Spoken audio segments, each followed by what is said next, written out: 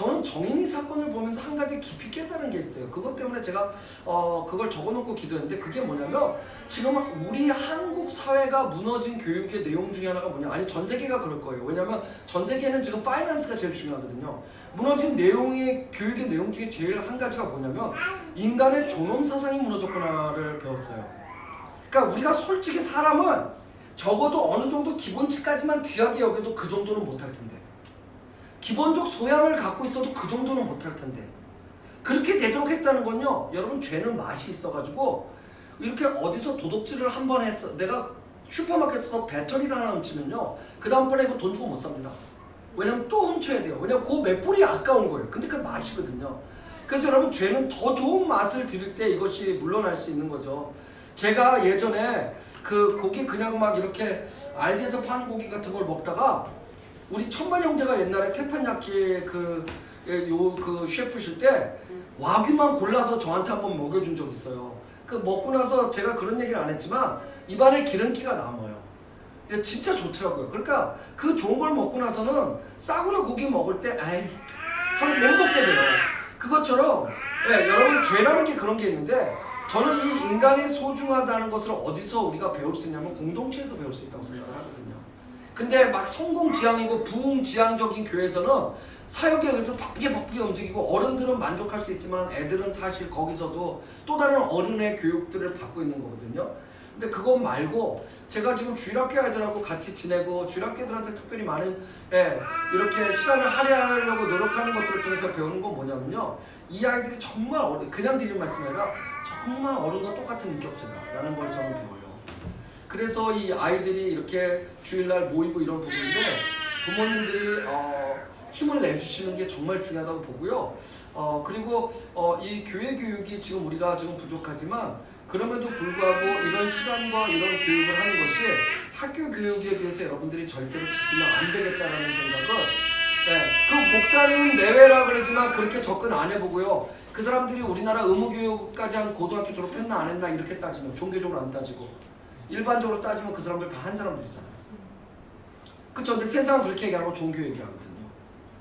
왜냐하면 여러분 세상 교육이 그것을 가르칠 수 없기 때문이에요. 그래서 우리 아이들 사람을 귀하게 여기고, 아까 우리 수련이가 기도한 거 뭐 로스코인하고 갑자기 하나님 모든 거 다 주셔서 감사합니다 자연을 얘기하고 예수님으로 기도하고 끝났지만, 사실은 그렇게 기도할 수 있는 부분들이 어른들이 안 하는 거지 우리에겐 굉장히 필요한 부분이라는 걸 저는 아이들 사역을 하면서 많이 느끼거든요. 그러면서 오늘 여러분하고 같이 말씀 나누면서 했으면 좋겠고, 또 하나 제 기도가 참 놀라운 게, 어른들을 위해서 기도하기 시작하다 아이들의 기도로 바뀌었다 다시 어른들로 바뀝니다. 오늘 굉장히 편안하게 그냥 얘기할게요. 그 이유가 뭐냐면, 결국 가정에서 무너지면 아이들 교육 무너집니다. 그 청소년 생활하면서 늘 느낀 건데, 화목한 가정은 아이들이 어느 정도 기본치라는데요, 거기서 영적인 깊이가 깊이 들어갈 수 있는 건 역시 부모님들의 손이 닿아야 됩니다. 그래서 유대인들은 가정에서 아버지를 세우고 아버지가 끊임없이 말씀을 읽게 하는 것들이, 아버지가 신학교를 나오거나 이래서가 아니라 그만큼만 해도 하나님이 나머진 역사하시기 때문이거든요. 네모난 틀은 네모나게 쌓아지고요, 동그란 틀은 동그랗게 쌓아지기 때문에 틀을 만드는 작업을 가정에 맡기신 거죠. 그래서 여러분들이 부탁드리고 싶은 건, 식사 기도도 하나 소홀히 하지 마세요. 여러분들이 갖고 계신 가장 작은 신앙의 고백들을 여러분들이 정확하게 아이들과 만들어 갈 때, 그럴 때 아이들이 그 부분에 대해서 그 깊이를 알게 되고요, 그리고 역사가 됩니다. 우리 모두가 기도하는 성경의 놀라운 인물, 우리 아이도 이렇게 되게 해주세요. 사무 중에 한 사람이 사무엘인데, 사무엘은 민족을 구했거든요. 그 엄마는 아이를 하나도 못 낳는다 그랬는데, 근데 그 사무엘은요 어느 때 하나님을 만났냐면 아이 때 하나님을 만났어요. 그리고 아이 때 만난 하나님은 그를 지켜줍니다. 여러분처럼 다 커가지고 하나님 이거 해주세요 저거 해주세요 기도 지치지 않으세요? 지쳐요. 근데 아이 때 만나주시면 하나님은 그 아이를 이끌어가 주십니다. 그 아이 인생을 책임져 주십니다. 여러분 왜 우리가 아이들한테 자꾸 뭐라는 줄 아세요? 우리 인생처럼 살까봐 불안해서 그렇거든요. 그거보다 나은 인생이 있다고 믿거든요. 근데 우리 아무리 얘기해도 아이들 안 바뀌어요. 근데 하나님이 이끌어주시면 아이들 바뀝니다. 왜냐하면 나를 깨닫게 하시고 좋은 분을 만나게 하시고, 그리고 그 아이가 어딜 가든 하나님께서 그 도를 넘지 않도록 항상 지켜주시기 때문이에요. 그 증거는 뭐 수천 가지 수만 가지 여러분 주위에도 볼 수 있을 거예요. 그래서 여러분들께서 아이들을 위해서라도 신앙의 작은 것들을 그냥 경히 여기지 마시고 잘 감당하셨으면 좋겠습니다. 이제 기도하고 마치면 될 것 같지만 이제 설교를 시작하겠습니다. 네, 우리 말씀 같이 전할게요. 오늘 또 어떻게 또 다 이렇게 우리 천만 형제를 제외한 자매님들만 우리 연재 형제도 형제지만 결혼하신 분들 중에 자매들만 나오셔서 제가 오늘 말씀 준비하면서 사실 믿음이 큰 자매들을 위해서 준비한 말씀인데 오늘 좀 이렇게 돼가지고 또 다행이라 생각됩니다. 뭐 이래도 은혜 저래도 은혜인데 제가 이제 말씀 우리 같이 보도록 하겠습니다. 우리 지난주에 봤던 말씀 이거 우리 아이들 생각하면서 이거 예전에 페이스북에 한번 올렸던 건데 근데 다시 찾아서 올렸습니다. 느헤미야 1장 1절부터 11절까지 있는 말씀 같이 보도록 하겠습니다. 자, 오늘 말씀 느헤미야 1장 1절부터 11절까지 있는 거 제가 읽겠습니다. 여러분 한번 봐주세요. 지난주에 읽었지만 하갈의 아들 느헤미야의 말이라. 아닥사스 왕 제12년 20년 제 맘대로 바꾸면 안 되죠. 20년 기슬로엘에 내가 수산궁에 있는데 내 형제들 가운데 하나인 하나니가 두어 사람과 함께 유다에서 내게 이르기로 내가 그 사로잡힘을 면하고 남아있는 유다와 예루살렘 사람들의 형편을 부르즉 그들이 내게 이르되 사로잡힘을 면하고 남아있는 자들이 그 지방 거기서 큰 환난을 당하고 능욕을 받으며 예루살렘 성은 허물어지고 성문들은 불탔다는지라. 내가 이 말을 듣고 앉아서 울고 수일 동안 슬퍼하며 하늘의 하나님 앞에 금식하며 기도하여 이르되 하늘의 하나님 여호와 크고 두려우신 하나님이여 주를 사랑하고 주의 계명을 지키는 자에게 언약을 지키시며 긍휼을 베푸시는 주여 간구하나이다. 내 종이 주의 종들인 이스라엘 자손을 위하여 주야로 기도하오며 우리 이스라엘 자손이 주께 범죄한 죄들을 자복하오니 주는 귀를 기울이시며 문을 여시사 종의 기도를 들으시옵소서. 나와 내 아버지의 집이 범죄하여 주를 향하여 크게 악을 행하고 주께서 주의 종 모세에게 명하신 계명과 율례와 규례를 지키지 아니하였나이다. 옛적에 주께서 주의 종 모세에게 명령하여 이르시되 만일 너희가 범죄하면 내가 너희를 여러 나라 가운데 흩을 것이요 만일 내게로 돌아와 내 계명을 지켜야 하면 너희 쫓긴 자가 하늘에 있을지라도 내가 거기서부터 그들을 모아 내 이름을 두려고 택한 곳에 돌아오게 하리라 하신 말씀을 이제 청하건대 기억하옵소서. 이들은 주께서 일찍이 큰 권능과 강한 손으로 구속하신 주의 종들이요 주의 백성이니이다. 11절 같이 읽겠습니다. 시작. 주여 구하오니 귀를 기울이사 종의 기도와 주의 이름을 경외하기를 기뻐하는 종들의 기도를 들으시고 오늘 종이 형통하여 이 사람들 앞에서 은혜를 입게 하옵소서 하였나니 그때 내가 왕의 술 관원이 되었느니라. 이 10절 한번 보시면요. 주께서 일찍이 큰 권능과 강한 손으로 구속하신 주의 종들이요 주의 백성입니다. 이게 이제 올 한 해 제가 여러분들을 향한 기도입니다. 그러니까 제가 이 기도를 하는 거는 왜 그러냐면 여러분들이 이게 스스로 고백이 될 정도면 완전히 회복이 되는 거예요. 그래서 저는 그때까지 이 말씀을 붙잡고 여러분과 좀 같이 말씀을 나누려고 합니다. 제가 아까 서두에 여러분하고 말씀을 드렸지만 제가 요새 이제 이번 주에 이제 처음으로 재현이랑 다은이랑 재승이가 이제 조인을 했어요. 조인했는데 우리 어린이들이 스케줄이 너무 바쁘셔가지고 제가 시간을 겨우겨우 그분들 스케줄에 맞춰서 감사하죠 그분들께. 그래서 그 수련이와 일단 다은이와 재승이 일단 가까운 지역에 있는 아이들을 만나게 됐어요. 만나게 됐는데 아직 뭐 여러분 아시는 것처럼 주일학교 인력도 부족하고 제가 주일학교 전문 사역자도 아니까 실력도 부족하고 그리고 부모님들도 지금 어떻게 될지 몰라서 지금 이러고 있어서 중요한 건 뭐냐면 서두르지 않고 하나하나 이렇게 제가 해나가다 보니까 사람도 환경도 부족하지만 그럼에도 불구하고 이 방향성이 옳다라는 게 점점 보여져서 여기서부터 세워야겠다라는 생각을 했죠. 그래서 예전에는 청년이 타겟이었으면 이젠 가정이 타겟인데 가정의 가장 목사가 뭐라 그래서 여러분들이 듣고 바뀌는 것은 이제 너무 힘든 세상이 됐고요. 근데 아이들이 가정에서 여러분들에게 기쁨이기 때문에 아이들이 변화를 통해서 자연스럽게 성령께서 흘러가시는 것들이 여러분 가정에 있으면 좋겠다는 생각을 많이 했어요. 그리고 또 아이들이 서가는 것에 사실은 밖에서 갖지 못하는 리더십을 이 안에서 배우고 또 준비하는 과정 속에서 그 하나님을 예배하는 것이 그 준비의 과정이 되니까 부모님들이 특별히 뭐 저거 안 해도 아이들이 예배로 삶을 살아갈 수 있겠구나라는 것이 이 공동체 사역의 굉장히 중요한 부분이라는 걸 깨달아가고 있습니다. 자, 그런데 여기까지는 좋은데 제가 아이들을 만나면서 느끼는 게 있어요. 그게 뭐냐면 여러 부모님들이 말씀하신 것과 전혀 다른 거예요. 그게 뭐냐면 제가 아이들을 만나면서 우리가 일주일에 한 번 지금 이 이제 재승이랑 다은이 이번 주에 했고 아직 하민이랑 하울이는 같이 안 했지만 제가 하민이 하울이를 오래전부터 만났고 수련이를 매주 만나고 재승이 다은이 이번 주에 만나면서 특별히 다은이 같은 경우는 이렇게 제가 이렇게 아이들을 만나면서 아이들 보편적으로 느낀 게 뭐냐면 이 아이들이 정말 대단하다는 걸 느껴요. 이 아이들은 헌금을 하지 않아요. 이 아이들은 부엌 봉사를 하지 않아요. 이 아이들은 달라고 그러고 졸르고 흘려요. 그게 다 치워야 될 제 몫이고 여러분의 몫인데도 불구하고 이 아이들이 대단하다는 생각이 들어요. 자, 그런데 놀라운 건 뭐냐면요, 그 대단하다는 것 중에 하나는 뭐냐면 이 아이들이 굉장히 협조적이에요. 그리고 하려는 의지와 열정이 굉장히 강해요. 웃기시죠? 근데 제가 보기에는요, 솔직하게 말씀드릴게요. 여러분 용서하세요. 상처받지 마세요. 그냥 뭐 이 목사가 잘못 봤다 이렇게 생각하세요. 저는 솔직히 여러분들보다 아이들에게 그걸 더 봐요. 여러분들은 말씀 안 하시고 진짜 많이 뒤에서 도와주셔서 그런지 모르겠지만 아이들한테 그게 보여요. 제가 이렇게 말씀드리면 지금 제가 이거 말씀을 준비하면서 그런 생각이 있어요. 얘기하면 분명히 누군가 한 명은 웃을 거다라는 생각을 했는데 예진자매가 웃으셨어요. 자, 근데 그 이유가 뭐냐면요, 예전에 어떤 분이 저한테 집에서 보이는 거랑요 목사님하고 있는 거랑 달라요 그래요. 자, 근데 제가요 그 질문을 갖고 설교를 준비하면서 이런 생각을 해봤어요. 집에서 있는 거랑 지금 저랑 있는 거랑 다르면 애가 이중인격인가요? 막 이랬다가 막 이런 거 아니잖아요.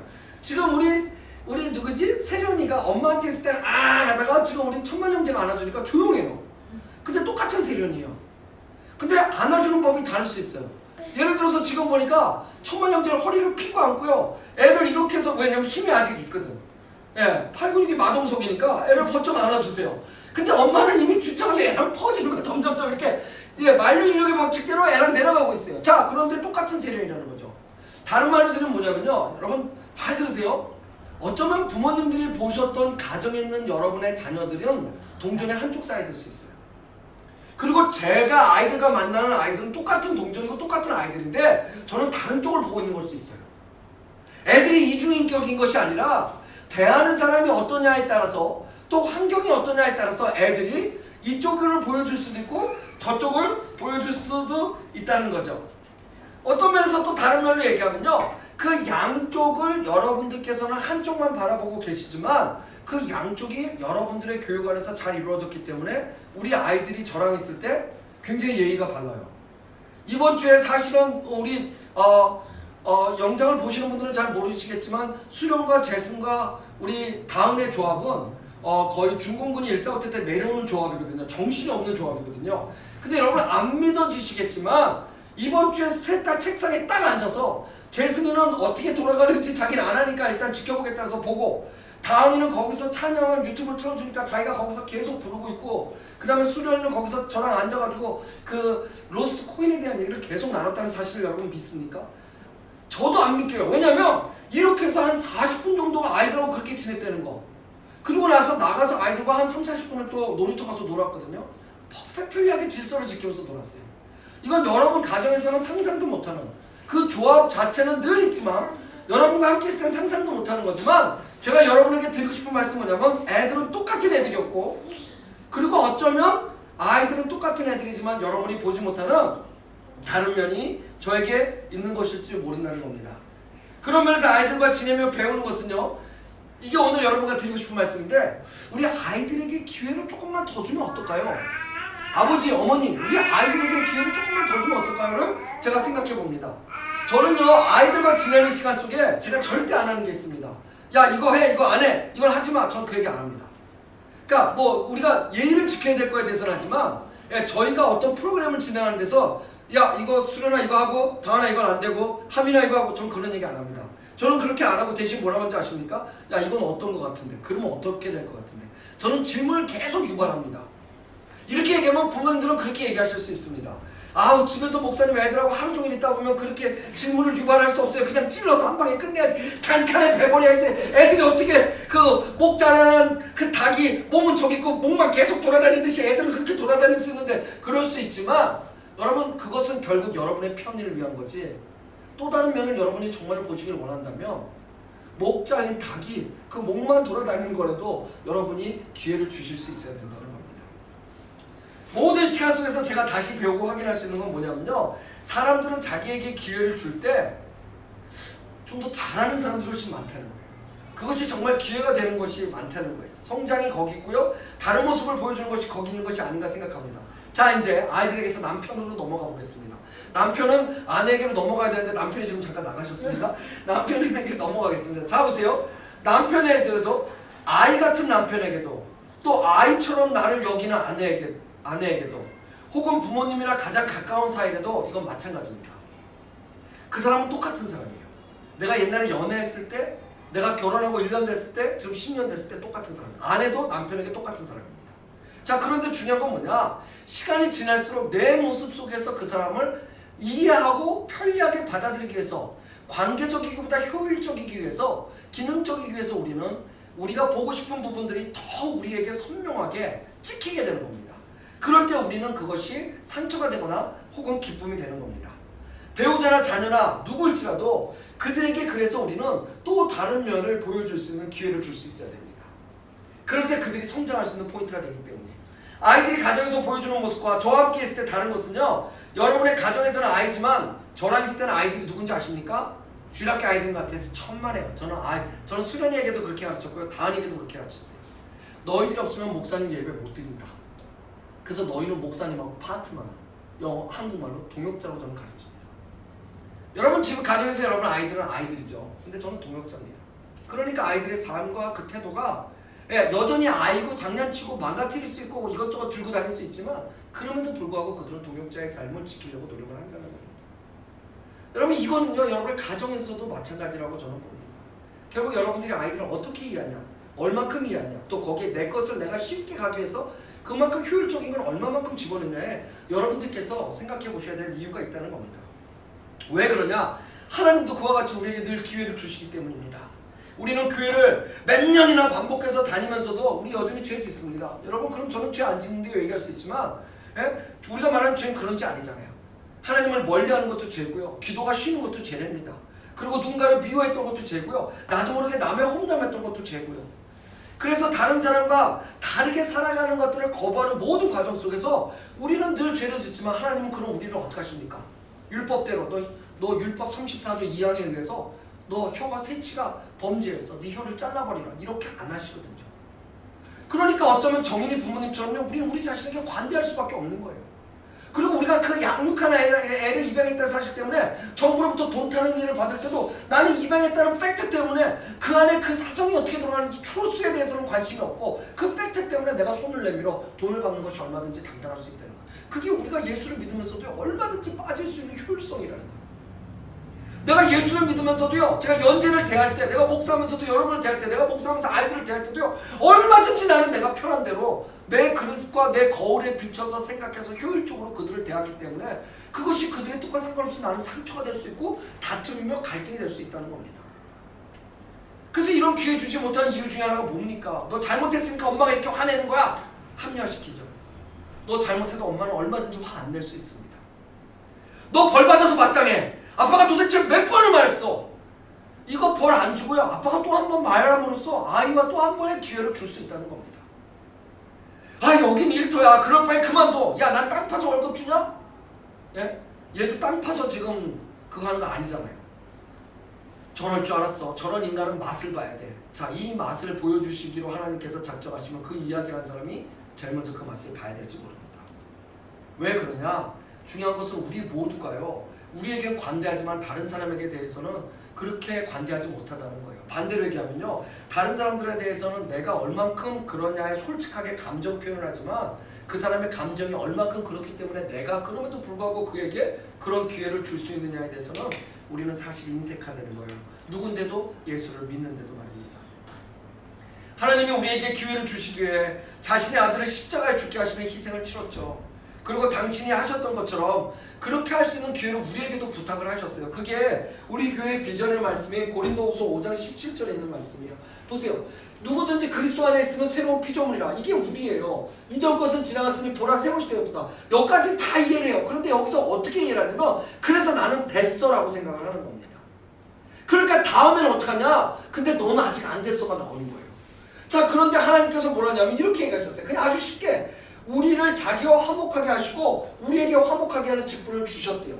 이걸 영어 성경에서 보면 뭐라냐면요, as What Christ did. 예수께서 하셨던 것처럼 너희도 그렇게 하라고 말씀을 하시는 거예요.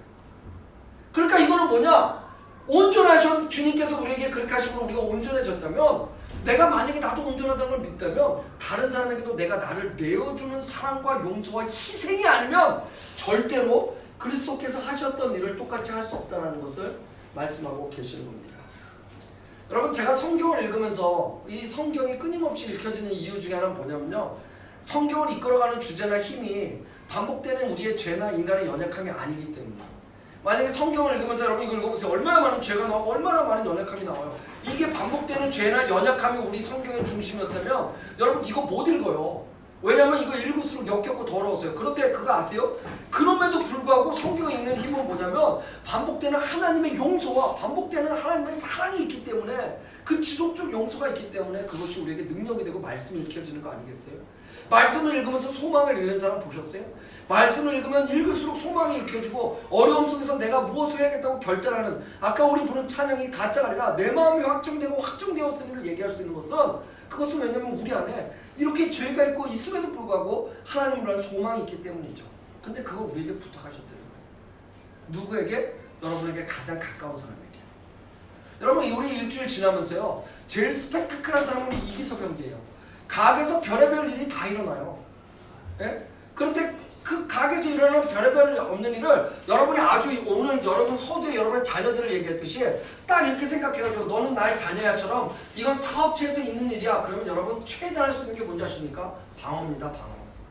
근데 내가 그리스도인이야 라는 것을 딱 생각하면 여러분이 최대한 할 수 있는, 최소한 할 수 있는 게 뭔지 아십니까? 그 사람을 용서하고 그 사람을 위해서 기도해 주기 시작하는 거예요. 여러분, 이건 놀라운 차이입니다. 이거 굉장히 놀라운 차이죠. 그럼에도 불구하고요, 우리가 이 기회를 주는 것이 쉽지 않은 것은 우리가 조금 전에 나눴던 것처럼 여러분들이 누군가에게 기회를 줄 때 여러분들의 감정, 여러분들의 어떤 시간, 여러분들의 어떤 행동이 그를 향한 희생이 있어야 되기 때문에 그게 쉽지 않은 거죠.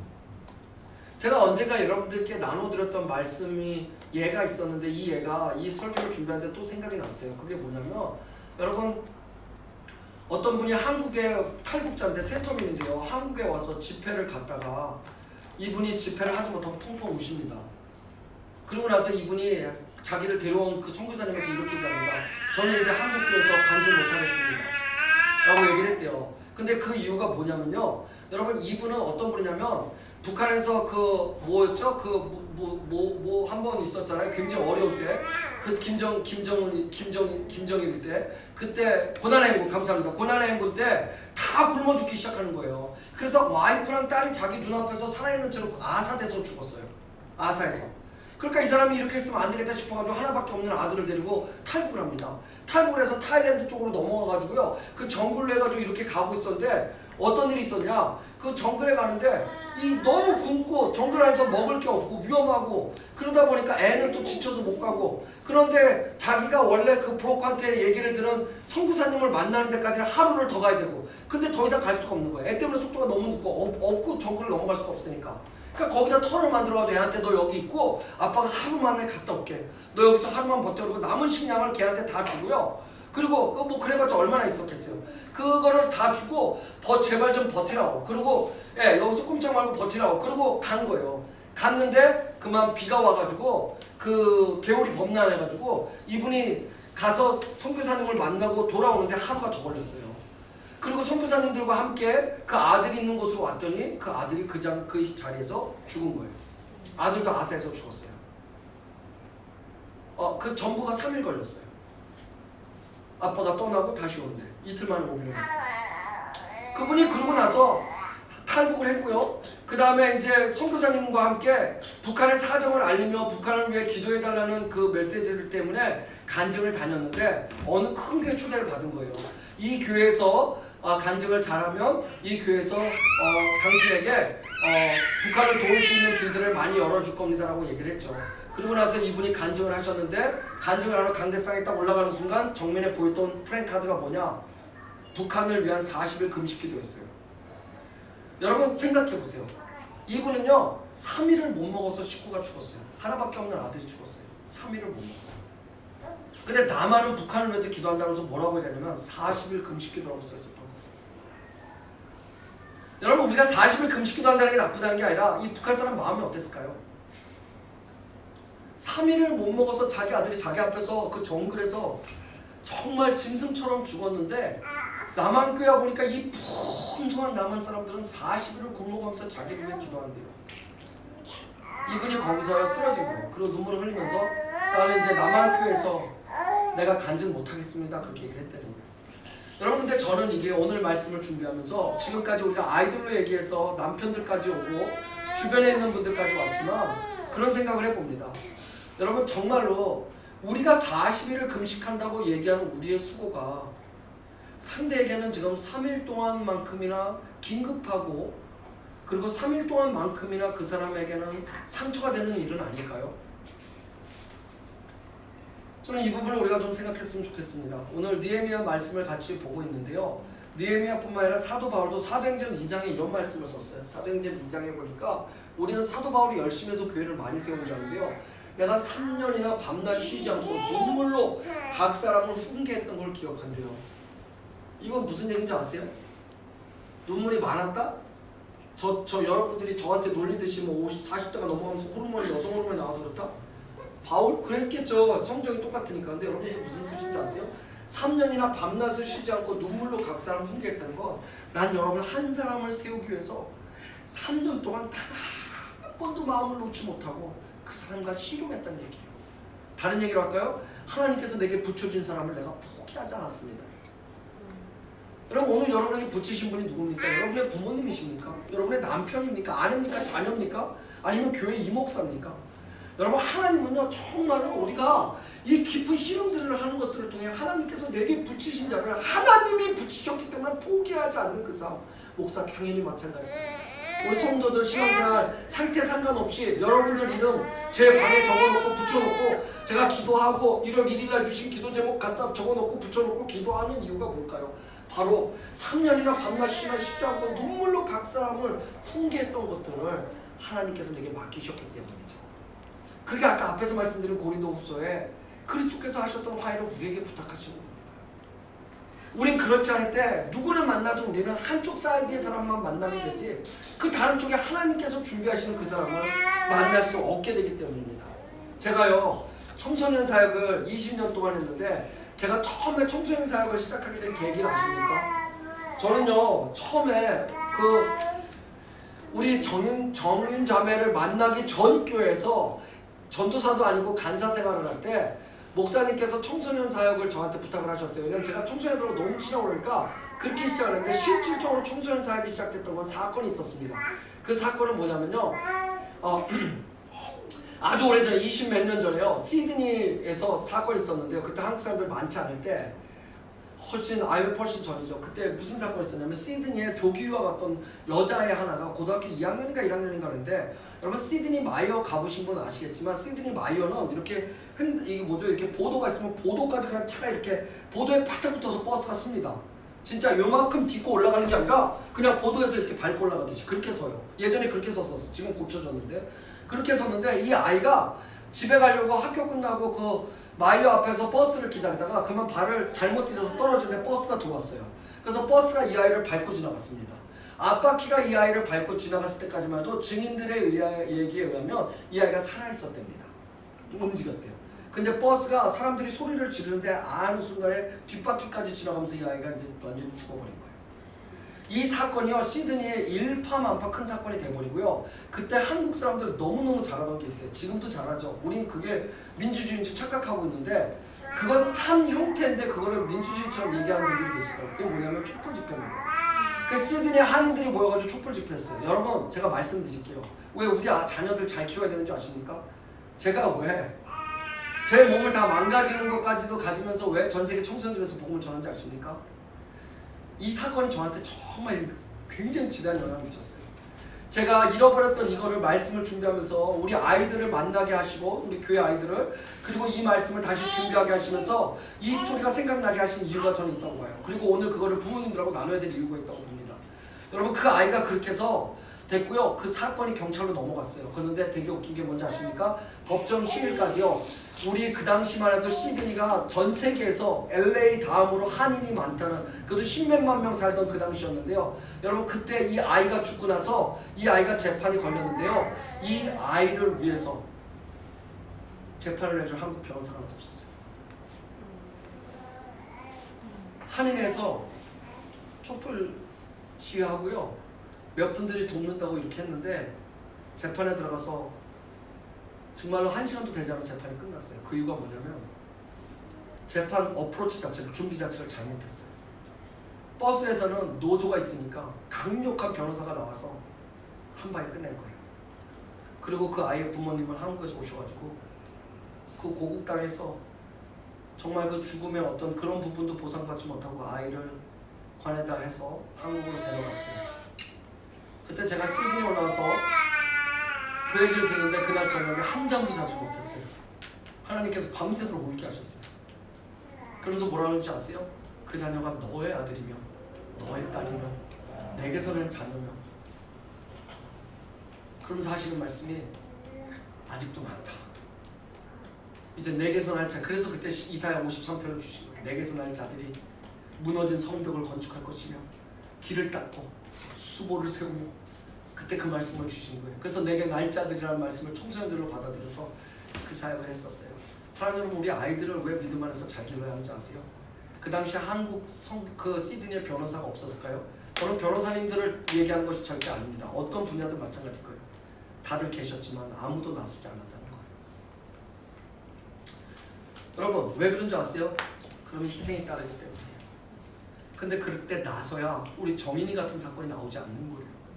그럴 때 나서야 우리의 손자들의 세대, 우리 다음 세대들은요 하나님을 정말 경외하고 이 땅에 적어도 하나님 살아계심을 볼 수 있는 세대가 된다는 거예요. 저는 우리 공동체 아이들 세워가고 아이들을 이뻐하는 이유가 그냥 애들이니까 이뻐하지 않아요. 저는 하나님의 이 마음이 우리 공동체에 분명히 있다고 생각합니다. 불쌍한 아이 그 아이를 보면서 제가 그 죽음을 보면서 하나님 앞에 애통함을 봤어요. 그 죽은 아이 하나를 통한 하나님의 애통함, 10만 명이나 있었는데 그 아이 하나를 우리가 세워주지 못하고 그저 촛불을 들고 나갔다는 게 잘못했다는 게 아닙니다.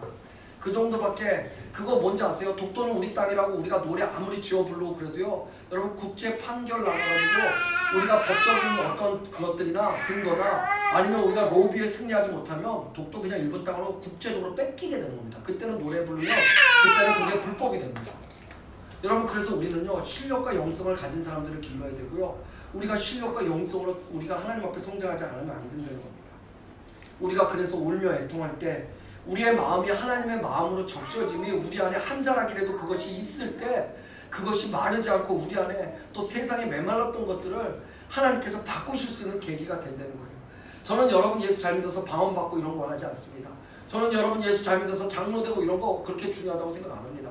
그런데 여러분이 있는 현장에서 지금 여러분들이 하나님과 믿는 씨름이 너무나 힘들고 너무나 어려워서, 그리고 예수님처럼 살고 싶지 않아서 여러분이 몸부림치는 야곱과 같은 그 강가에 있다 할지라도 그럼에도 불구하고 여러분을 붙들고 씨름하시는 그 하나님이 적어도 내가 하나님의 사람으로 살아갈 수 있도록 한 줄기 내 안에 애통함을 주시는 것들을 여러분이 붙잡을 수 있고, 여러분이 그것으로 여러분이 보는 자녀와 제가 보는 자녀가 다르듯이 여러분이 보는 배우자와 그리고 여러분이 보는 그 이웃이 하나님 보는 것과 다른 그 삶들을 여러분들이 무릎을 꿇고 오는 느헤미야처럼 하나님 앞에 그 일을 감당할 때 하나님께서 바로 여러분을 통해 그 가정의 변화와 사회 변화를 일으키신다는 사실을 저는 오늘 말씀을 통해서 다시 한번 생각해 봅니다. 느헤미야 얼마든지 안 그래도 됩니다. 그냥 모른 척 해도 됩니다. 그런데 그는요 눈물과 기도와 금식으로 했다고 합니다. 자신의 불편함을 마다했다는 겁니다. 느헤미야가 잘못돼서 이렇게 한 겁니까? 잘못이 있어서 책임을 진 겁니까? 아닙니다. 오히려 그는 영적 책임을 스스로 지며 우리가 늘 자주 하는 고백, 왜 내가 이렇게까지 해야 됩니까? 그 믿음 없는 고백 대신에 눈물과 기도와 금식으로 하나님 앞에 무릎을 꿇고 하나님의 백성의 아픔이 나의 아픔 되고 그들의 문제가 나의 문제 되기를 하나님 앞에 구하기 시작하는 겁니다. 사랑하는 여러분, 이게 요새 아이들 말로 찐 크리스찬입니다. 이게 진짜 하나님의 마음을 아는 그리스도인입니다. 이게 진짜 사람 때문에가 아니라 배우자나 자녀나 이웃이나 직장의 누구누구 때문이 아니라 하나님의 마음 때문에 아파해서 오늘도 내가 그에게 기회를 줄 수 있는 삶, 그것이 바로 느헤미야가 우리에게 보여주는 삶의 중요한 포인트라는 겁니다. 오늘 이 시간에 여러분 한번 생각해 보십시오. 여러분이 그런 기회를 줄 자가 누굽니까? 여러분의 힘으로 하지 말고 하나님의 마음으로 금식하고 기도하며 눈물로 보내면 그 일은 반드시 이루어집니다. 개인뿐만 아닙니다. 조국 대한민국 한국교회 코로나 때문에 더 무너졌대요. 우리나라에 예수 믿는 청년들 숫자가 몇 퍼센트 정도 되는지 아십니까? 얼마나 될 것 같으세요? 대한민국 교회에 남아있는 청년들 4.7%입니다. 그리고 청소년들 몇 프로인지 아십니까? 이거 우리 자녀들이 그렇게 될까봐 전 무섭습니다. 제가 솔직하게 말씀드릴게요. 우리 교회 청소년도 없어질까봐가 아니에요. 저요 목회 안 하고 그냥 다른 거 해도 얼마든지 살 수 있어요. 이제 나이를 먹고 제가 한번 이렇게 꺾어주고 나니까 정직하게 얘기할 수 있는 부분이 더 강해지는 것 같아요. 여러분 얼마든지 저 그래도 살 수 있어요. 그런데 그게 중요한 게 아니라 저 죽고요. 여러분과 저 상관없어도요. 여러분의 자녀들이 그렇게 잘하지 못하는 건 여러분과 이 사회에 정말 하나님의 아픔이 됩니다. 여러분 지금 청소년들이요. 우리나라에 남아있는 숫자가 2.6%입니다. 대한민국 전세계 기독교 강국인데 2% 정도밖에 안 남은 거예요. 동성애와 간음, 물질 만능 사상이 죄가 죄인지도 모르는 이 땅의 청소년들을 위해서 누가 자기의 시간을 내고 음식을 대접하고 안아주고 하나님의 복음을 심는 기회를 주겠습니까? 교회는 우리밖에 없습니다. 예? 이제 우리를 통해서 하나님의 영광을 드러내고 믿음의 유산을 지킬 수 있었으면 좋겠습니다. 오늘의 말씀 너무나 여러분들한테 평이하게 들릴지 몰라도 이 말씀이 여러분 안에서 살아서 움직여서 여러분 집에 돌아가서 여러분들이 누군가를 다시 만나고 여러분 일터에서 여러분 관계에서 누군가를 또 만났을 때 정말로 느헤미야처럼 하나님의 마음 때문에 그들에게 기회를 줄 수 있는 삶이 여러분의 삶에서 시작되었으면 좋겠습니다. 아까 우리 말씀드렸죠? 부모님들 너가 잘못했으니까 엄마가 화내는 거야. 너가 잘못해도 엄마가 얼마든지 화 안 날 수 있습니다. 여기 너 벌 받아서 마땅해. 아빠가 몇 번 말했어. 아빠가 몇 번 말했어도요 한 번 더 말할 수 있습니다. 저럴 줄 알았어. 저런 인간은 맛봐야 돼. 그럴 때마다 나 때문에 그 맛을 보신 예수 그리스도를 여러분들께서 생각해 보셨으면 좋겠습니다. 제가 예전 집회 때랑 예전에 한번 했던 것 같은데요. 여러분에게 이미지네이션을 드리기 위해서 이걸 한번 말씀을 드리겠습니다. 여러분 기독교는요 하나님을 믿는다는 말이 무슨 뜻하고 똑같은지 아십니까? 하나님을 사랑한다고 똑같습니다. 하나님을 사랑하는 사람들의 성경의 이야기가 나오는데요. 예수님을 사랑하는 사람의 이야기가 나오는데요. 어떤 사람들은 이 자리에 있는데요. 여기는 어떤 사람들이냐면 예수님을 사랑해서 그분의 말씀을 듣기 위해서 한 끼로 굶은 사람들이 있습니다. 몇 명이었죠? 5,000명이었죠. 5,000명이 예수님을 그만큼 사랑했고요. 그 다음에는 예수님의 말씀을 듣고요. 예수님이 시킨 대로 돌아다니며 전도를 했던 70명의 사람들이 여기 있습니다. 이 사람들은 한 끼보다 더 예수님을 사랑했죠. 여기에는 조금 더 예수님을 사랑하는 사람이 있습니다. 그들은 누군지 아십니까? 자기 인생 3년 동안 모든 것을 버리고 예수님을 쫓았던 12명이 있습니다. 근데 여기서 예수님을 조금 더 사랑하는 사람이 있습니다. 누군지 아십니까? 예수님이 사랑하셨던 세 제자였죠. 근데 여기서 조금 더 예수님을 더 사랑했던 한 사람이 있습니다. 누군지 아십니까? 누굴까요? 요한입니다. 요한. 왜 그런지 아십니까? 모든 제자가 십자가에서 도망갈 때 요한만은 그 자리를 지켰죠. 왜 지켰죠? 왜 지켰을 것 같아요? 제가 정윤자매를 얘기할 수 없으니까 천만형제를 얘기할게요. 천만형제 십자가에 달리면 도망가실 수 있으세요? 그 앞에 계시겠어요? 그것도 있겠죠. 왜 있으시겠어요? 지켜줘야죠. 죽었는데? 알렸다고? 왜 지켜주시는지 아십니까? 마음속으로 지켜준다는 얘기지. 싸우지 마시고요. 저도 잘 봐주세요. 사랑이 확증된 순간입니다. 저는 요한이 왜 십자가 앞에서 도망가지 않았나를 알 수 있는 것은 여러분들께서 그거는 여러분이 지금 우리 정인자님 말씀하신 것처럼 사랑하는 사람은 알 수 있습니다. 내가 그를 두고 떠나는 것이 그 앞에서 혹시 내가 어떤 어려움을 당하는 것보다 더 무섭기 때문입니다. 여러분 5,000명에서부터 1명까지 성경은 각기 다 다른 예수님의 사랑을 얘기하고 있습니다. 이게 뭔지 아십니까? 이게 믿음의 그릇입니다. 이루다가 여러분을 사랑할 때 어떤 때 5,000명의 자리에 있고요. 어떤 때 70명과 자리에 있고요. 어떤 때는 12명 정도 와 있으면서 3명과 70명 사이에서 여러분을 저울질할 때도 있습니다. 근데 여러분 요한은 마지막에 그 한 자리까지 있었다는 것이 우리의 신앙이 어디까지 가야 되는지를 이야기하는 겁니다. 우리 기독교는요, 우리가 밥하고요, 다른 사람한테 밥을 갖다 주는 것이 기독교가 아닙니다. 여러분, 우리 기독교는 착한 일 하는 게 기독교가 아닙니다. 우리 기독교는요, 하나님을 사랑하는 게 기독교입니다. 그분의 사랑 때문에 여러분의 가정, 여러분과 함께하는 분들, 여러분의 식구들 중에 아까 우리 수련이가 얘기 나눈 것처럼 하나님이 잃어버린 분이 계십니까? 여러분, 왜 그분을 위해서 울며 금식하며 기도하지 못합니까? 여러분의 주위에 바뀌지 않는 한 사람이 있습니까?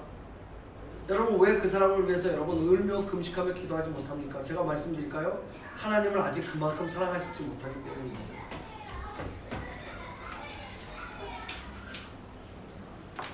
이제 말씀을 마치려고 합니다. 느헤미야, 유린당하고 고통받는 민족을 울며 하나님께 기도했던 사람입니다.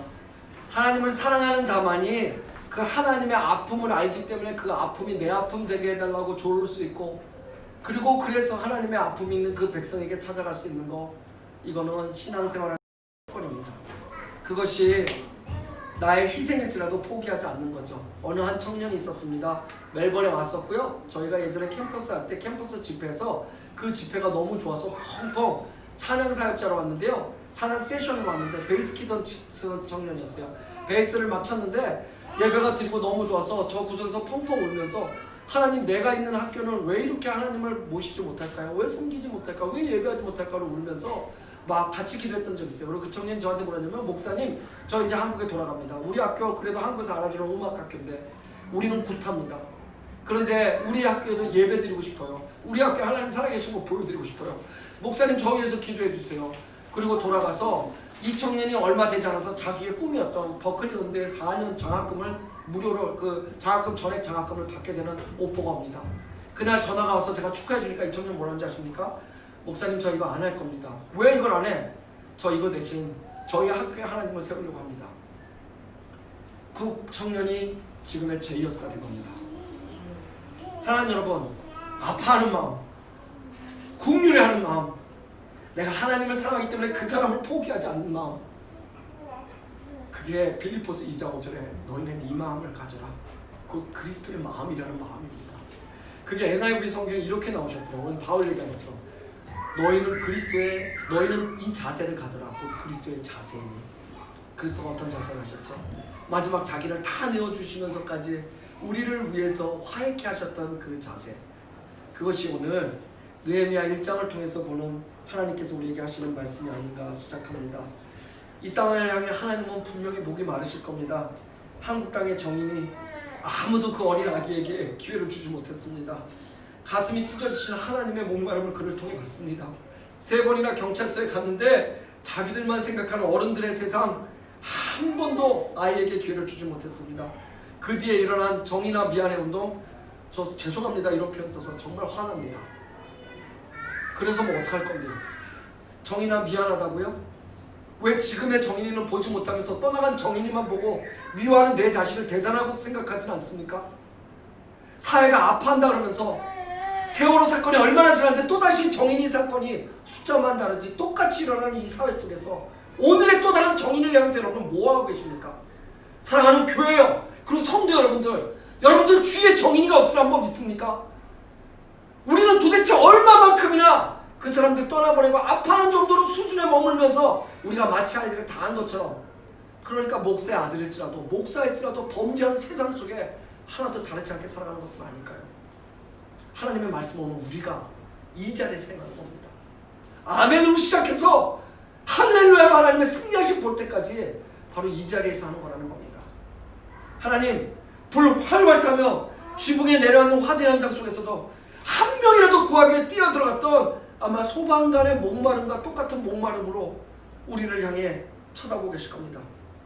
병원에 실려온 중환자 하나를 살리기 위해 마지막 목숨 끊어질 때까지 그 손을 환자의 가슴에 떼지 못하고 이제 다들 됐대는데도 그만, 그 얘기를 들으면서도 심폐소생술을 마지막까지 해라는 그 의사의 간절함, 그것이 어쩌면 하나님의 간절함이실 겁니다. 하나님은요, 오늘 바로 그 목마름을 해결시켜줄 느헤미야와 같은 당신의 자녀를, 그리고 이 세상에서 여러분의 가정에서 또 이 교회에서 찾고 계신다는 거 여러분 아십니까? 아무리 얘기해도 자신이 뭘 잘못했는지 도저히 모르는 그 바보들, 그런 바보 같은, 도대체 걔는 뭘 잘못했는지도 모르는 그 바보가 우리 아닙니까? 자신의 입장이나 대안을 제시하지 않으시고 묵묵히 십자가를 지고 오르셔서 남은 핏방울 하나 없이 다 쏟아내시고 우리에게 기회를 주신 그분의 목마름이 우리 안에 있지 않습니까? 기회를 주시기 바랍니다. 내가 울며 금식하며 기도하며 내가 사랑하는 사람들을, 아니 하나님이 사랑하는 사람들을 향한 그 기회를 구하며 그 기회를 주시기를 주의 이름으로 축복합니다. 어쩌면 가뭄처럼 푸석푸석해질 수 있는 우리의 가정과 일터에, 그리고 공동체와 세상에 이스라엘에 꼭 필요한 비는 두 번 온답니다. 이른 비와 늦은 비. 이 적시적소의 두 번의 비처럼 우리 모두에게도, 이 땅의 교회에도, 소망을 잃어가는 우리의 청년들과 그리고 이 세상에도 시원한 소나기 같은 하나님의 은혜가 가득하기를 소망합니다. 그리고 오늘의 말씀을 여러분들이 묵상하시고 또 묵상하시며 여러분의 가정에 마르지 않는 하나님의 은혜가 옹달샘처럼 흘러가기를 주의 이름으로 축복합니다. 기도하시겠습니다.